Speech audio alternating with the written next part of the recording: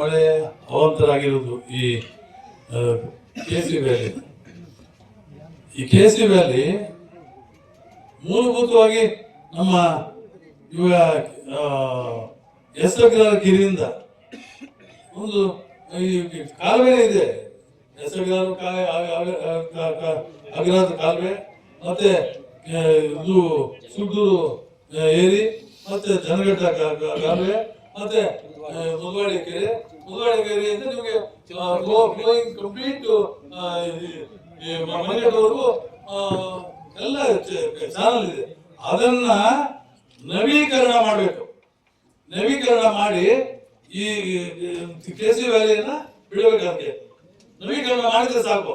ದೊಡ್ಡ ಸ್ವಲ್ಪ 8 ಅಡಿ ಹೈಟ್ ಮಾಡಬೇಕು, ಒಂದು 30 ಅಡಿ ಸ್ವಲ್ಪ ನವೀಕರಣ ಮಾಡಿದ್ರೆ ಎಲ್ಲ ಗೊತ್ತು ಅವ್ರಿಗೆ. ಇವಾಗ ಈಗಾಗಲೇ ನಾವು ಸಂಬಂಧಪಟ್ಟ ನಾನು MP ಅವರು ಮತ್ತೆ ಎಲ್ಲ ಮುಖಂಡರು ಸೇರಿ ಈಗ ಮೈನರ್ ಇರಿಗೇಷನ್ ಡಿಪಾರ್ಟ್ಮೆಂಟ್ ಹಿರಿಯ ಅಧಿಕಾರಿಗಳು ನಮಗೆಲ್ಲ ಭಾರಿ ಕೇವಲ ಅವರಿಗೆ ನಾವೆಲ್ಲ ಕೂಡ ಮನವೊಲಿಸಿದ್ದೇವೆ. ಬಹುಶಃ ಒಂದು 2 ದಿವಸದಲ್ಲಿ ಅವ್ರು ಭೇಟಿ ಕೊಡ್ತೇನೆ ಅಂತ ಹೇಳ್ಬಿಟ್ಟು ನಮಗೆಲ್ಲ ಕೂಡ ತಿಳಿಸಿದ್ರು.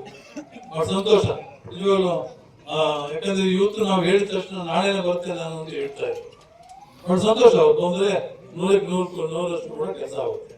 ಸೊ ಅದರಿಂದ ಈ ಹೋರಾಟ ಇದಕ್ಕೆ ಇಷ್ಟು ಇವಾಗ ಏನು ರೈತರಿಗೆ ಅನ್ಯಾಯ ಆಗ್ತಾ ಇದೆ, ಉದ್ದಗಲಕ್ಕೂ ಇಲ್ಲಿ ಹೆಸರುಗಿರಾದ ಕೆರೆ ಕೆಳಗಿಂದ ಮತ್ತೆ ಈ ಮನೆಗಟ್ಟ ಕೆರೆ ಮರವರೆಗೂ ನವಿಕಾಲುಗಳನ್ನು ನಾವು ನೋಡಿದ್ದೇವೆ.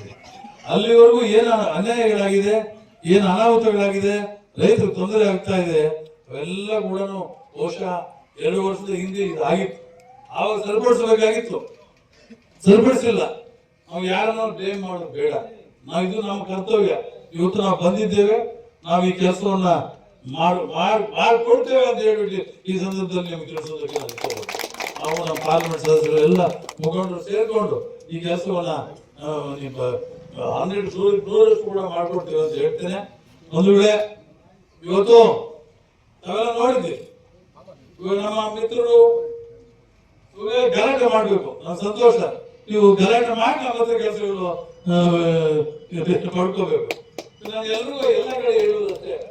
ಇವಾಗ ನಾನು 5 ಸಾರಿ MLA ಮಾಡಿದ್ದೀರಪ್ಪ, ಸುಮ್ಮನೆ ಮಾಡಿದ್ದೀರಾ? ಏನೋ ಮಾಡ್ತಾರೆ ಪಾಪ, ಏನೋ ಮಾಡಿದ್ದೇವೆ ಅಂತ ನೀವೆಲ್ಲ ಕೂಡ ಮಾಡ್ತೀರಿ ಅಭಿಮಾನದಿಂದ. ಇದ್ರೆ ಯಾಕೆ ಮಾಡ್ಬೇಕು ನಾವು?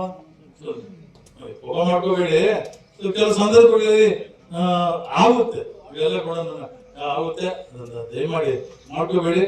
ಬಹುಶಃ 1 ತಿಂಗಳ ಹಿಂದೆ ನಾನು 2 ಕಾಲು ಆಪರೇಷನ್ ಮಾಡಿಕೊಂಡಿದ್ದೆ. ಆ ಸಂದರ್ಭದಲ್ಲಿ ಮನೆಯಲ್ಲಿ ಕೂತ್ಕೊಂಡು ಪ್ರತಿಯೊಂದು ನೀರ್ಲಕ್ಷ್ಯ ಮಾಡಿದ್ದೇನೆ. ಪ್ರತಿಯೊಂದು ಹಳ್ಳಿಗೆ ಏನ್ ಬೇಕಾಗುತ್ತೆ, ಪ್ರತಿಯೊಂದು ಹೋಬಳಿಗೆ ಗ್ರಾಮ ಪಂಚಾಯತಿಗೆ ಏನ್ ಬೇಕಾಗುತ್ತೆ, ಹೋಬಳಿಗೆ ಏನ್ ಬೇಕಾಗುತ್ತೆ ಎಲ್ಲ ಮಾಡಿದ್ದೇನೆ. ಸೊ ಆ ಸಂದರ್ಭದಲ್ಲಿ ನಾನು ಮರ್ತ್ಬಿಟ್ಟು ಈ ರೋಡ್ ಮಾಡಿದ್ದೇವೆ ಅಂತ 2.5 ಕೋಟಿ ಮಾಡಿದ್ದೇವಲ್ಲ, ಅದನ್ನ ಮಿಸ್ಟೇಕ್ ಮಾಡ್ಕೊಂಡು ಇದ್ದಿದ್ರೆ ನೀವು ಆ ಸಂದರ್ಭದಲ್ಲಿ ನೆನಪು ಮಾಡಿದ್ರೆ 100% ಕೆಲಸ ಮಾಡೋದು. ಇವಾಗ ಸರ್ಕಾರದಲ್ಲಿ ನಾನೇ ಅನುದಾನದಲ್ಲಿ ತಾರತಮ್ಯ ಮಾಡಿದ್ದಾರೆ. ಇವಾಗ ನಮಗೆ ಬೇರೆಯವರಿಗೆ ಜಾಸ್ತಿ ಕೊಟ್ಟಿದ್ದಾರೆ, ನಮ್ಗೆ 2 ವರ್ಷ ಕೊಟ್ಟಿದ್ದಾರೆ, 50 ಕೋಟಿ ಕೊಟ್ಟಿದ್ದಾರೆ, ನಮ್ಗೆ 25 ಕೋಟಿ ಕೊಡ್ತೀವಿ ಅಂತ ಹೇಳಿದ್ದಾರೆ. ನಮಗೆ ಪ್ರತಿಯೊಂದರಲ್ಲಿ ಕೂಡ ತಾರತಮ್ಯ ಮಾಡಿದ್ದಾರೆ. ಇವತ್ತು ನಾನು ಹೈಕೋರ್ಟ್ಗೆ ಹಾಕಿದ್ದೇನೆ. ಬಹುಶಃ ನಿಮ್ಗೆಲ್ಲ ಗೊತ್ತಿದೆ, 100 ಕೋಟಿ ನಮಗೆ ಬರಬೇಕಾಗಿದೆ. ಬಹುಶಃ